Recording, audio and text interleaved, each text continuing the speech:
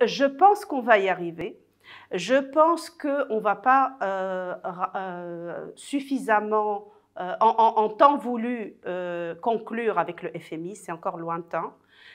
Et je pense qu'on va arriver à ce genre de situation, sans vouloir être alarmiste, mais est-ce que finalement ce n'est pas nécessaire pour que les Tunisiens, de manière générale, se réveillent et prennent réellement conscience que quand on crie au loup depuis 10 ans, eh ben le loup, ça y est, il est là, le Marahedi. Concernant par contre la visite d'Emmanuel Moulin, peut-être que je suis naïve, mais je pense réellement qu'il n'est pas venu avec sa casquette Club de Paris. On a à plusieurs reprises entendu les représentants français dire qu'ils veulent être aux côtés de la Tunisie pour les soutenir dans les négociations par rapport au FMI.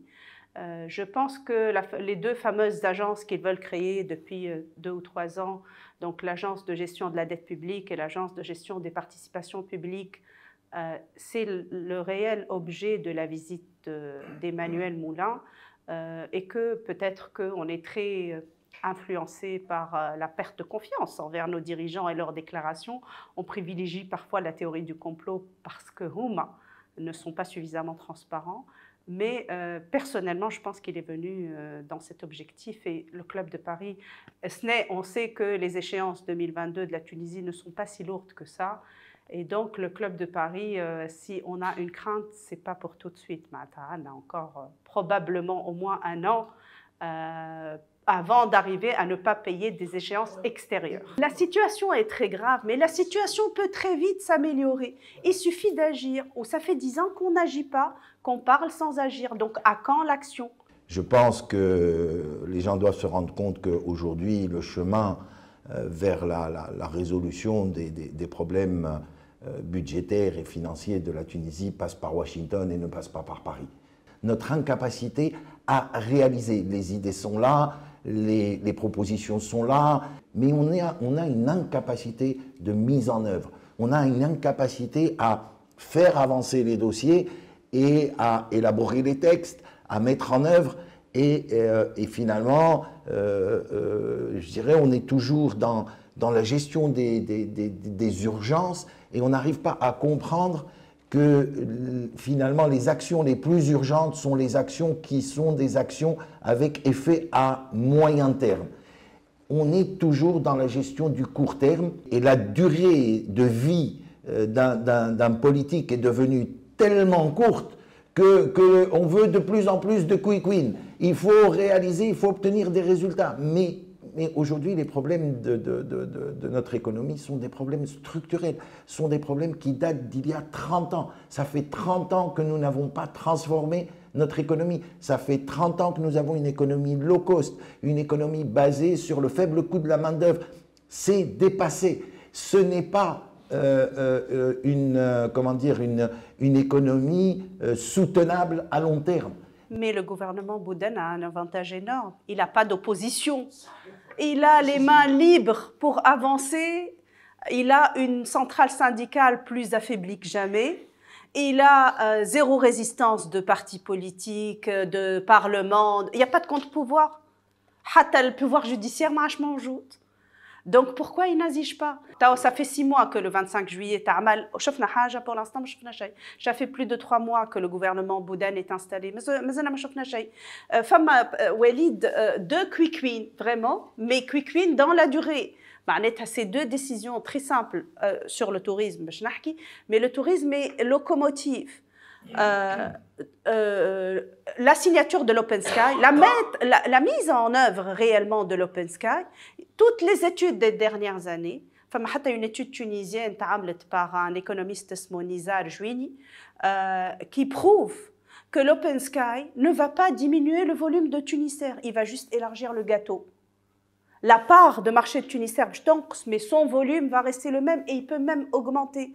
Parce que la demande sur le pays va augmenter tout simplement. On a une très forte capacité d'accueil. Lyon, on est en sur-effectif parce qu'on n'a pas suffisamment de touristes. Le jour où il y aura Open Sky, on sera en sous-effectif et on va encore investir. Ou on ne va pas renouveler le fait que le tourisme est locomotive, le commerce, l'agriculture, surtout l'apport en devises au pays. On parle d'export. Je vais peut-être fâcher mes amis industriels qui font de l'offshore. Mais à chaque fois qu'on parle du poids de l'industrie et de l'importance de l'export en matière industrielle, on oublie qu'on dépense aussi beaucoup d'argent par l'importation de matières premières, ce qui n'est pas le cas dans le tourisme. Le tourisme, toutes les devises qui arrivent, il n'y a pas de sortie de devises pour importer des matières premières, à part quelques équipements en matière hôtellerie, mais c'est peanuts par rapport à ce... C'est vraiment de l'export sur place, contrairement à l'exportation de produits industriels. Donc, première oui. Pourquoi le Maghreb, vous en parliez, Sahah l'Open Sky en 2006.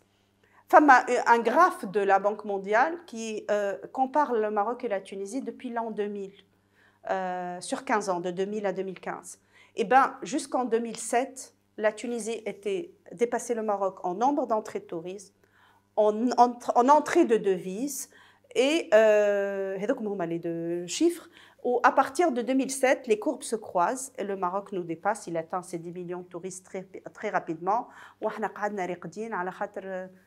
Pour protéger Tunisair, qui finalement, qu'est-ce qu'a donné la politique de protectionnisme de Tunisair depuis 15 ans? Rien.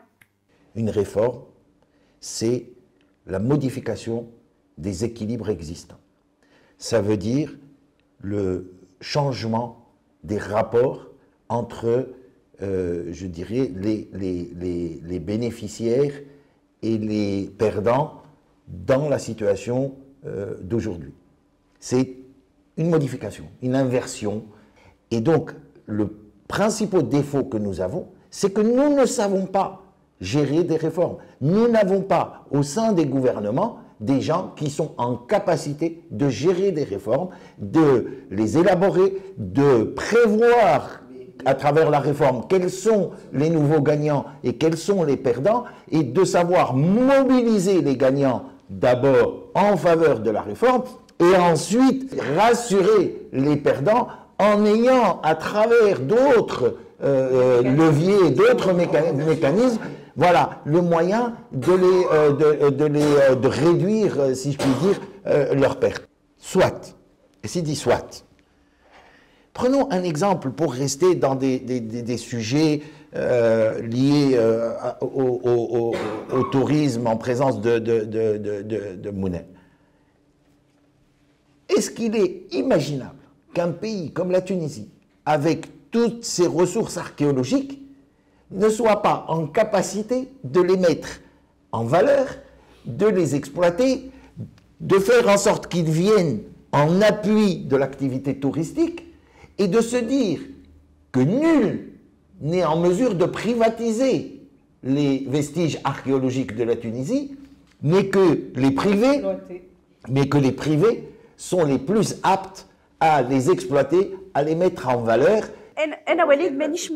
Quand tu dis ils ne peuvent pas réformer, moi je suis convaincue qu'ils ne veulent pas. Je suis convaincue que فما حاجة اسمها إدارة تونسية ماهيش قابلة باش تنقص من النفاذ نتاعها باش تسيب الناس تخدم et elle crée de la richesse. اليوم ils espèrent une croissance de 2,5%, ils peuvent avoir le double كان يسيبوا رخص. اليوم علاش يعطيو رخصة نتاع الكل؟ علاش اليوم نقولوا فما زون touristique? Toute la Tunisie est zone touristique, le moindre mètre carré du pays فيه du patrimoine. تمشي لامريكا ما عندهمش تاريخ، حجره يعملوا عليها قاوق ودغوا دونتري و$50 وتلقى ريستورون ودي غوديز يتباع واوب اون كري دو لا ريشيس اون باي دي امبو ونعبيو خزينه الدوله واحنا شيء كل شيء لا ما تحركش ما نحبش. Donc madame, l'État n'a pas confiance envers les chefs d'entreprise. Comment voulez-vous qu'on avance?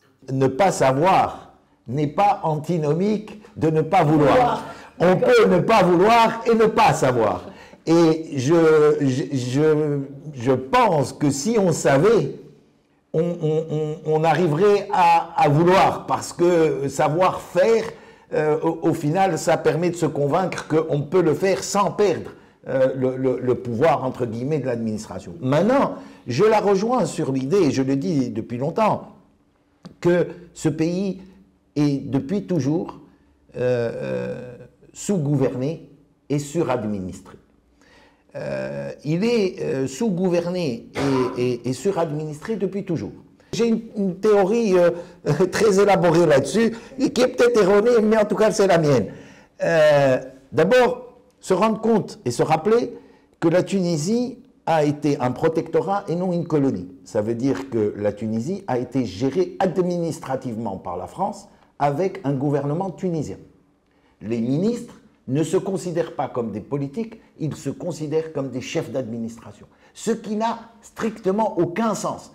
Un ministre, quand il arrive en poste, il arrive avec des conseillers et il fait de la politique.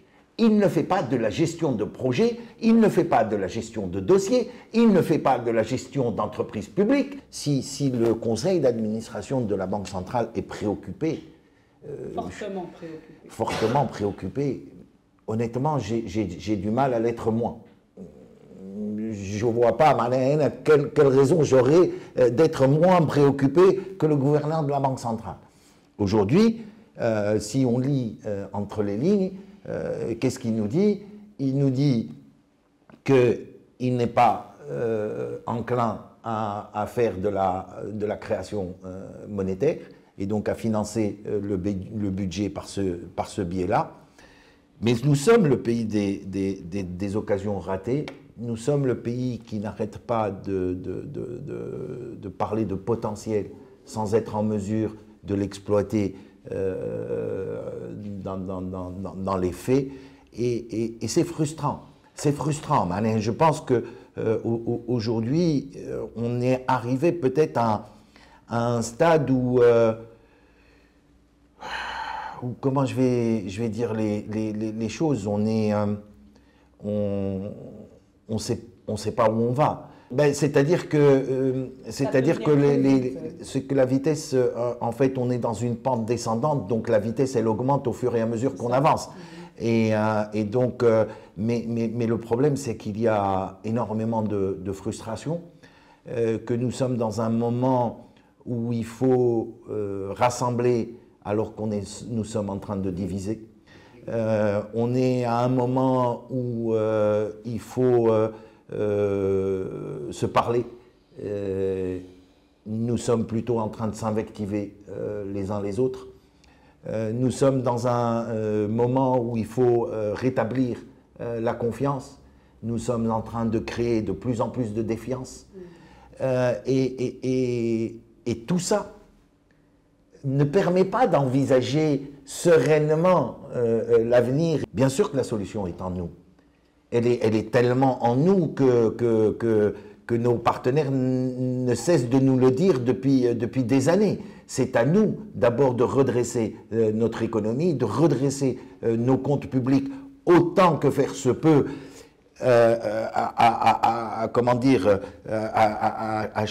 année après année, pour qu'eux daignent nous aider. Mais quand vous voyez que le document qui a circulé parle d'une croissance, je crois, en 2026 de 3,5%,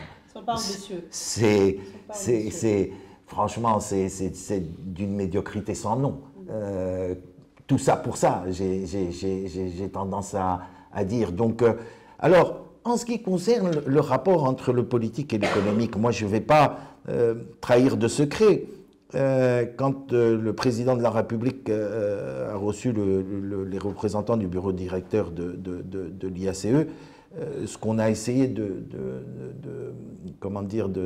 plaider, c'est la déconnexion entre le temps politique et le temps économique, en expliquant que le temps économique ne pouvait pas attendre le temps politique et qu'il fallait les déconnecter les deux et agir sur l'économique très vite et de manière énergique et efficace. La corruption, de manière générale, elle limite ou elle augmente l'écart entre la croissance réelle et la croissance potentielle. Dans une économie, il y a une croissance potentielle. Cette croissance potentielle, elle est grevée par la corruption. C'est un phénomène, c'est un fait économique. Mais l'absence de réforme grève encore plus la croissance potentielle. Donc, à un moment donné, il faut qu'on arrive à se convaincre les uns les autres que oui, il y a de la corruption. Oui, elle a un impact extrêmement négatif sur la croissance économique du pays. Mais les réformes vont permettre au moins de contrecarrer cet effet de la corruption et permettre à la croissance d'être meilleure que ce qu'elle est. Donc, je pense que je ne partage pas d'une certaine manière donc, la conviction du président de la République et je pense qu'il faut qu'on arrive à convaincre que les réformes doivent être engagées, certes, dans le contexte de la Tunisie, elles ne vont pas donner l'impact maximum, mais elles vont donner de l'impact et il faut combattre la corruption en parallèle. On n'a pas de visibilité. Quand on va à l'étranger, il y a une forte demande. Il y a un problème d'aérien. Ça fait des années qu'il y a un problème d'aérien. Ça s'est encore plus accentué mais le Covid. Vous savez, le nombre d'avions qui ont tourné à Tunisair, Noqsou. Et donc, il y a beaucoup d'avions qui ont perdu leur autorisation de vol. Entre-temps, il y a un problème de finances de Tunisair qui n'arrive pas à importer les pièces détachées pour réparer ces avions. Officiellement, Tunisair a 29 avions. Mais ceux qui volent, c'est moins de 10. Mounet disait tout à l'heure, toute la Tunisie est une zone touristique. Mais j'ai même tendance à penser que en dehors des zones touristiques, toute la Tunisie est une zone touristique et que les zones touristiques ne sont plus des zones touristiques. Il ne faut pas les enclaver. Aujourd'hui, les zones touristiques, entre deux hôtels, il y a un hôtel. Samahni Walid, peut-être que je me suis mal fait comprendre quand j'ai défendu l'Open Sky tout à l'heure. Rahou, ce n'est pas une clientèle qui va aller dans les hôtels de masse au bord de la plage. Rahi, cette clientèle, elle va se mélanger à la population. Rahou, on a vu en 2011 des gens qui vivaient dans les zones touristiques et qui étaient anti-tourisme. Pourquoi? Parce qu'on a bancarisé nos touristes dans les hôtels de manière à ce que les habitants de ces régions ما حسوش que يستنفعوا من السياحة. قاعدوا مسكرين على رواحهم. La grande valeur ajoutée dans les poches des tour opérateurs parce qu'ils détiennent l'aérien. Et finalement, les hôteliers subissent le diktat des TO parce qu'ils n'ont pas d'autre moyen de faire venir les clients. اليوم بالopen sky بتجي une autre sorte de clientèle. باش تسكن في الAirbnb. باش تمشي تفطر وتتعشى في الريستوران. باش تمشي تقضي بالمارشي وتايب في دارها. باش تمشي تشري l'artisanat. باش تمشي تزور دوغا. باش تمشي لسلينا. C'est complètement une autre clientèle de laquelle aujourd'hui le pays est privé. Le Paris-Marrakech, 80 €, le Paris-Tunis, 600 €. Mais au-delà, ce qu'elle dit, Mounet, aujourd'hui, on peut l'étendre à tous les secteurs. Absolument. Dans le sens où, aujourd'hui, les modes de consommation ont changé, la demande a changé de nature. Et nous sommes toujours assis sur les mêmes... On est toujours sur le même modèle. Et on essaye... Mais c'est comment dire, des batailles d'arrière-garde. C'est fini. Les choses ont changé. Donc, وقت اللي تحكي على التوريزم والopen sky de cette manière-là. Mais شنو اللي نحكي واحنا على العالم اللي اليوم في الكريبتو موني وفي البلوك تشين وتجي انت اليوم on a des enfants qui sont totalement différents de nous. Il faut qu'on comprenne cela. Notre génération doit comprendre ça. Nos enfants sont totalement différents de nous dans leur mode de réflexion, dans leur mode de consommation, dans leur mode comment dire, d'appréhender le travail, d'appréhender le monde en général. Ils sont totalement différents. Et aujourd'hui, on leur impose un carcan des années 60. مش des années 90 ou 2000, des années 60. Chouf, tout le monde parle de la pauvreté dans le pays. La pauvreté, elle a toujours existé. La pauvreté, elle existe partout. Le problème n'est pas la pauvreté. Le problème, c'est l'espoir de voir ses enfants réussir mieux que soi.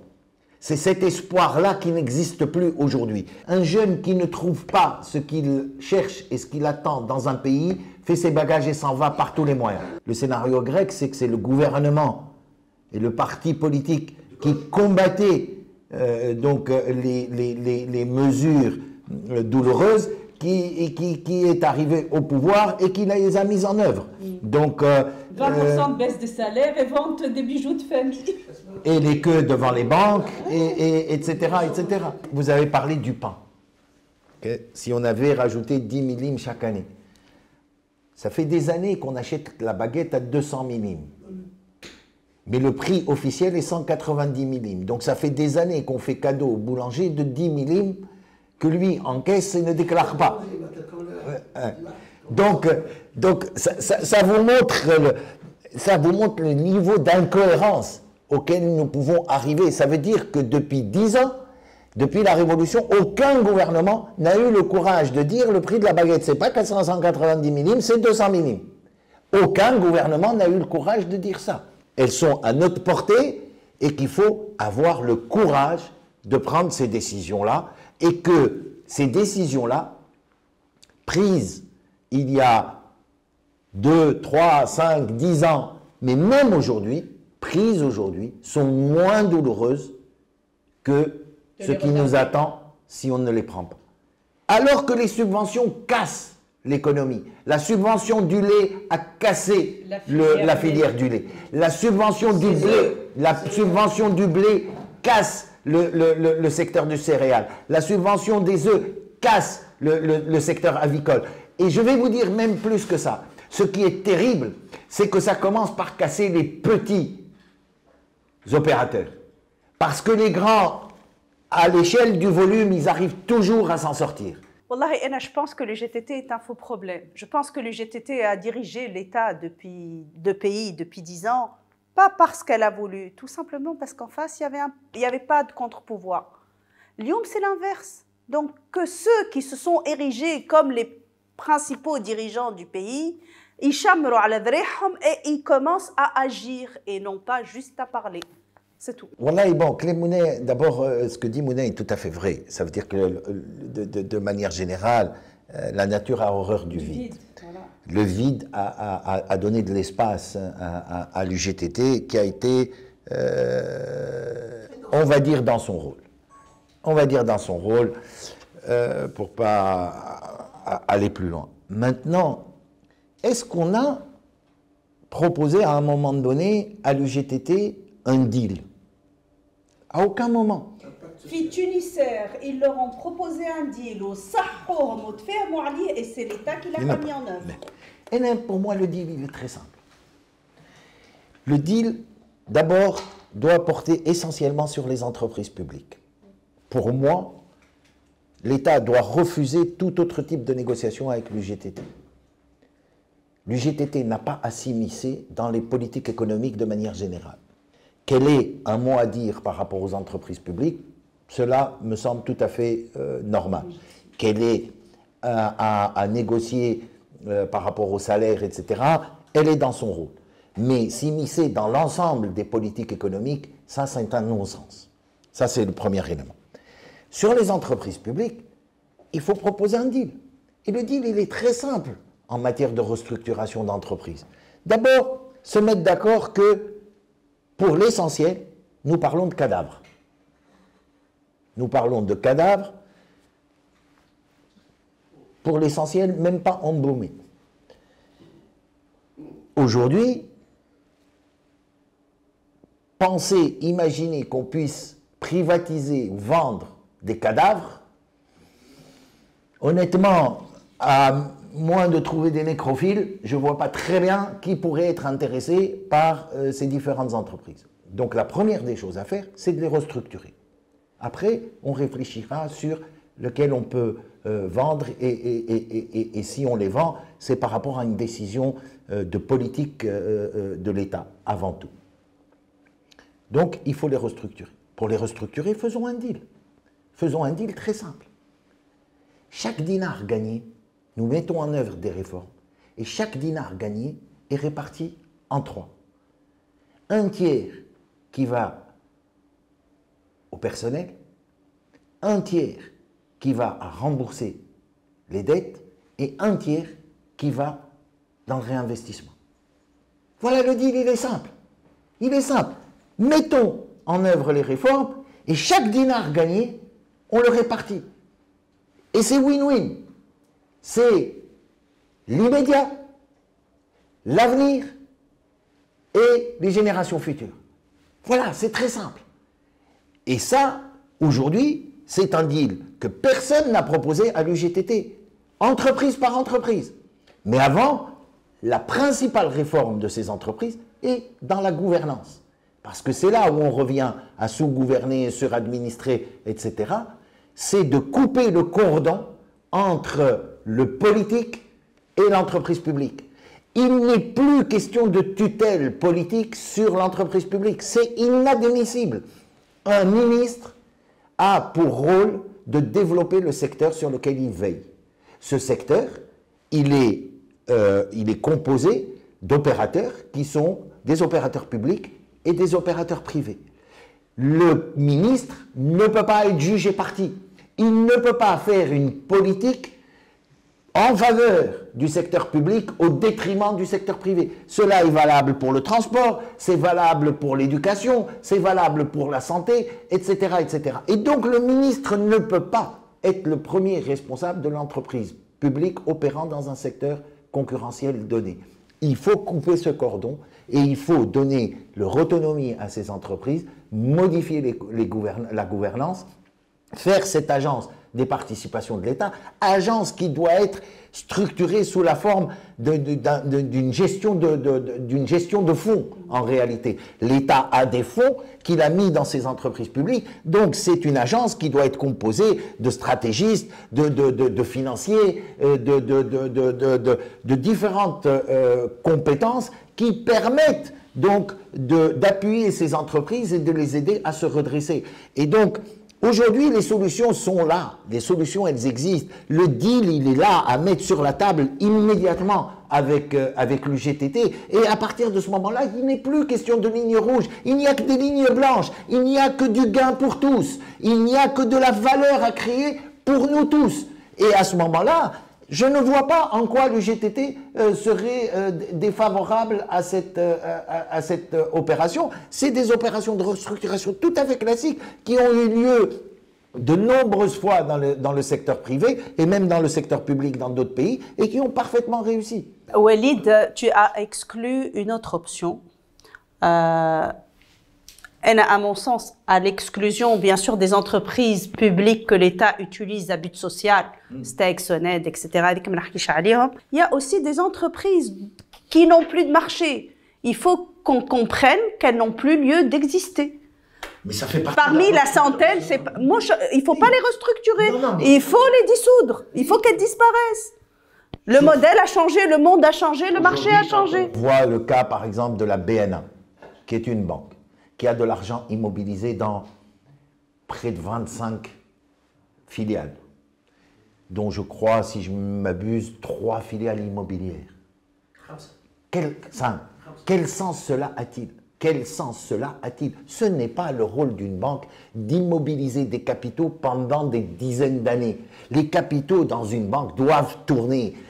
Une banque finance une structure, la développe. Une fois que cette structure est capable de voler de ses propres ailes, la banque ne peut pas continuer à être propriétaire à 100% de cette filiale. Elle doit retirer ses billes et les remettre ailleurs. Et pourquoi? Pourquoi? Parce que d'abord, cette entreprise est capable de vivre différemment, avec d'autres capitaux, et parce que ces capitaux, on en a besoin ailleurs. On en a besoin justement pour aider les jeunes qui veulent investir pour la nouvelle... Oui. L'agriculture, c'est moins de 10% de nouvelle économie, etc., etc. Et là, je ne sais pas si le pouvoir a des oreilles, vraiment. Mais par contre, je veux finir par quelque chose de positif. Si c'est la dernière question, c'est que, du moins au sein de la TUJ, je pense au sein de l'IACE-ZEDA, il y a une très très belle dynamique des jeunes, vraiment, et qui me fait penser que au final, les politiques, les dirigeants, les politiques publiques, ces jeunes-là, Lyoum, ont compris qu'ils n'ont rien à attendre de l'État. Et réellement, il n'y a rien à attendre de l'État. Ils se dépatouillent, mais ils réussissent. Ils ont des idées brillantes, les unes aussi brillantes que les autres. Et cette dynamique, pour moi, est la réelle lueur d'espoir. Et le bled ne va pas s'effondrer. Les politiques يحكيوا ويخرفوا ويتعاركوا وتلفزوا درا شنو. Et au final, c'est un monde parallèle, c'est vraiment un monde parallèle, mais qui va permettre, Inch'Allah, de maintenir un espoir, un avenir, un progrès, un développement du tissu économique في تونس. Je disais il n'y a pas longtemps à Monet, dans une rencontre, une visite amicale que je rendais à la Tuge, que l'âge aidant, j'ai beaucoup plus de doutes que de réponses. Et réellement, peut-être aussi mes amis à l'IACE me le reprochent, mais je suis un peu désabusé dans le sens où, comme je l'ai dit en ouverture, les chiens aboient et la caravane passe. Et j'ai de plus en plus l'impression de faire partie des chiens qui aboient. Et c'est frustrant. Non, j'aime beaucoup les chiens. J'aime beaucoup les chiens et j'ai des qualités qui se rapprochent beaucoup des loyauté, fidélité. Voilà, j'ai beaucoup de qualités qui se rapprochent de celles des chiens. Je mords, mais je suis loyal. En fait, il aboie, mais ne mord pas. Non, je suis plutôt de ceux qui mordent. Mais bon, peu importe. Ça, c'était pour la plaisanterie. Non, mais réellement, je suis un peu désabusé dans le sens où moi, ça fait 11 ans que je suis au sein du bureau directeur de l'IACE et beaucoup plus longtemps que je fréquente cette institution. Et je me rends compte que malheureusement, on a du mal à influer sur les décisions. On est vraiment au service du pays. On travaille vraiment pour l'intérêt du pays. Nous ne sommes pas du tout une structure corporatiste, nous ne sommes pas du tout une structure avec une orientation politique.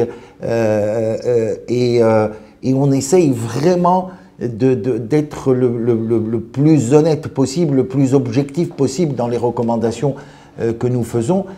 Et ça n'a pas plus d'impact que ça. Oui, c'est vrai, aujourd'hui, c'est une institution qui est respectée, c'est une institution qui a sa place, qui est reconnue, mais on aimerait avoir un impact beaucoup plus important que celui-là. Et donc, force est de dire, comme Monet, que peut-être que l'État n'a pas d'oreille, que le gouvernement n'a pas d'oreille, et qu'au final, chacun arrive avec ses convictions et essaye de mettre en œuvre ses convictions et oublie d'écouter les autres une fois qu'il est en haut de la pyramide du pouvoir.